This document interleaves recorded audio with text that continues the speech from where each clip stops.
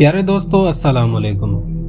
मैं जवाद अहमद आपकी खिदमत में हाजिर हूँ। दोस्तों, अब वाक़ये की तरफ बढ़ते हैं और ये वाक़या जो मैं आपके साथ बयान करने वाला हूँ, ये मुझे एक मेरे बहुत ही अच्छे दोस्त हैं, उन्होंने अपनी आप बीती सुनाई थी, तो मैं आपके साथ वही शेयर कर रहा हूँ, उनकी इजाज़त के साथ।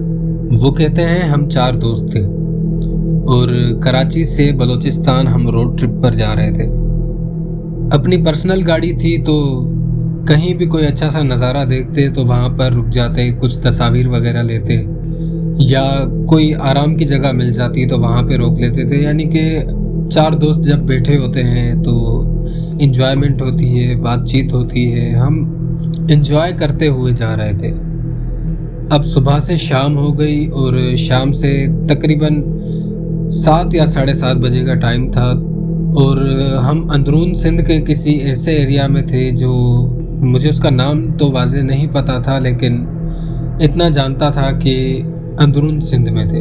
जिस रोड पर हमारी गाड़ी चल रही थी वो पथरीला रोड था और जगह जगह पे ऐसे नुकीले पत्थर थे, बड़े बड़े पत्थर थे, तो हम इसीलिए गाड़ी को आराम आराम से चला रहे थे ताकि टायर पंचर ना हो जाए, क्योंकि दूर दूर तक कोई भी हमें आबादी नहीं नज़र आ रही थी। हमारे आसपास सिर्फ जंगल था और वीरान जो मैदान होते हैं वो थे।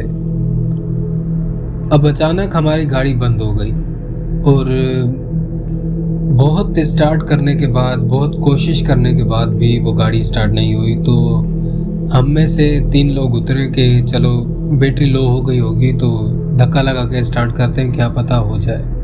लेकिन वो कोशिश भी हमारी नाकाम रही।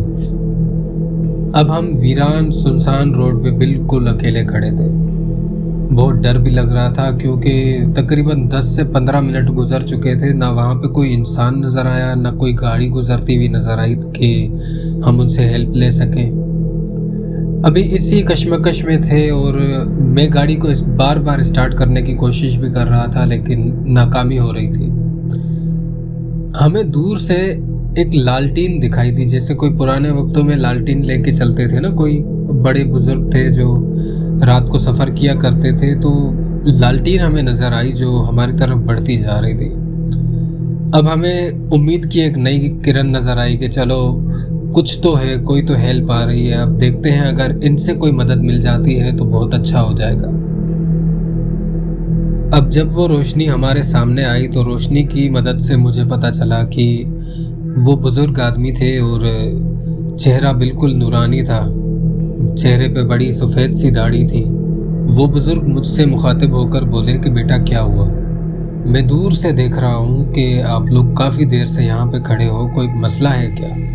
तो मैंने सारी अपनी प्रॉब्लम बताई कि ऐसा ऐसा हुआ है। तो उन बुज़ुर्ग ने कहा कि बेटा अभी तो यहाँ पे कोई भी आपको हेल्प नहीं मिलेगी, अगरचे आप मुनासिब समझें तो मेरी एक छोटी सी झोंपड़ी है, एक छोटा सा गरीब खाना है, रात की रात आप वहाँ पे गुजार लें और सुबह को देखेंगे कि आपकी गाड़ी का कोई जो भी मसला मसाइल है हम मैकेनिक बुला के उसको दिखा देंगे। तो हमारे पास कोई और चारा भी नहीं था, तो मैंने कहा कि चलें ठीक है, और हम उन बुज़ुर्ग के पीछे पीछे चल पड़े। तकरीबन 5 मिनट की मसाफत के बाद मुझे एक दूर से बहुत ही खूबसूरत हवेली नज़र आई और वो हवेली ऐसी थी जैसे पुराने वक्तों में राजा महाराजाओं की हवेलियाँ हुआ करती थी। काफ़ी बड़ी हवेली थी और उस पे लाइट्स वगैरह लगी हुई थी जैसे पुराने वक्तों में, और आजकल के वक्तों में भी जो लोगों के पास अपने आबा व अजदाद की पुरानी हवेलियाँ होती हैं तो मॉडर्न तरीके से जो उन्होंने उन पे लाइटनिंग लगाई हुई होती है, उस तरह का कुछ माहौल इन्होंने भी क्रिएट किया हुआ था। अब जब हम उस हवेली में दाखिल हुए तो अंदर से बहुत ही खूबसूरत नज़ारा हमें नज़र आया और एक अजीब बात मैंने ये नोटिस की कि उस हवेली को देखकर लग ही नहीं रहा था कि ये कोई 100-200 साल पुरानी हवेली होगी, बल्कि ऐसा महसूस हो रहा था जैसे महीना पहले या 1-1.5 महीना पहले बनकर तामीर हुई है। बहुत ही खूबसूरत उस पे नक्काशियाँ बनी हुई थी, दीवारों पे हाथों से लिखे हुए कुछ ऐसे लिखे हुए, अरबी ज़बान में कुछ लिखा हुआ था जो हम पढ़ तो नहीं पाए, लेकिन बहुत ही खूबसूरती से वो लिखा हुआ था और जगह जगह पे पेंटिंग्स लगी हुई थी, हाथों की बनाई हुई पेंटिंग्स थी। बहुत ही खूबसूरत नज़ारा था वहाँ का। अब उन बुज़ुर्ग ने कहा कि आप लोग इस तरफ चले जाएं, वहाँ पे वॉशरूम वगैरह है, आप फ्रेश हो जाएं, उसके बाद आपके लिए खाने का इंतज़ाम किया है, खाना खा के फिर आप आराम करें। हम जब फ्रेश होके आए तो एक उनका कोई नौकर वगैरह होगा तो वो खड़ा था, तो उसने कहा कि आप इस तरफ आ जाएं। अब जब हम वहाँ पे गए तो देखते हैं कि एक बहुत ही बड़ा डाइनिंग हॉल था, बहुत ही पुरानी तर्ज़ तामीर का बना हुआ, बहुत ही आलीशान था। और वहाँ की डाइनिंग टेबल पे बहुत ही एहतमाम किया गया था, बहुत सारे पकवान बनाए गए थे। हिरन का गोश्त था, मटन, चिकन, कीमा वगैरह, समझ लें कि दुनिया की हर चीज़ वहाँ पे अवेलेबल थी। वो बुज़ुर्ग भी बिल्कुल हमारे सामने बैठे थे। उन्होंने कहा कि बेटा कोई हिजाब नहीं करना, जो चीज़ पसंद आए आप लोग खाएं और पेट भर के खाएं, कोई मसला नहीं है। मैं तो हैरान था ही, लेकिन मेरे दोस्त मुझसे ज़्यादा हैरान थे कि हम सिर्फ चंद लोगों के लिए इतना बड़ा एहतमाम किया गया है और इतनी खातिर तवाज़े मुझे समझ नहीं आ रही थी। लेकिन बहरहाल मैंने कहा माशाल्लाह खाते पीते घर से होंगे और रईस ख़ानदान है तो इनके लिए कोई बड़ी बात नहीं होगी। जब खाना खा के हम फ्रेश हुए तो उन्होंने कहा कि आपकी आरामगाह वहाँ पे तैयार कर दी गई है और अब रात की रात वहाँ पे गुजारें, और किसी भी चीज़ की ज़रूरत पड़े तो ये घंटी है, इसको दबा दीजिएगा, मुलाजिम हाजिर हो जाएगा। अब जब हम कमरों में दाखिल हुए तो आप यकीन नहीं करेंगे कि इतने खूबसूरत, इतने बड़े कमरे थे कि हमने ज़िंदगी में ऐसी चीज़ें पहले कभी देखी ही नहीं थी। हम बहुत हैरान हुए थे और एक अलग ही फीलिंग आ रही थी कि राजा महाराजा भी अपने दौर में किसी अपने दौर में इस तरह रहते होंगे, इस तरह आराम करते होंगे। खैर रात गुजरी और सुबह हुई। अब सुबह वाला मंज़र देखकर हम इतना चौंक गए, इतनी हैरानी हुई हमें कि हमारी हैरत की इंतहा नहीं थी। हमने जब आंखें खोली तो ना वहाँ पे वो आलीशान कमरा था, ना वो आलीशान हवेली थी, ना ही वो बेड थे, कुछ भी नहीं था। हम एक खाली मैदान पर लेटे हुए थे। हम बहुत डर गए थे और हमारी समझ में नहीं आ रहा था कि ये माजरा क्या है आखिर।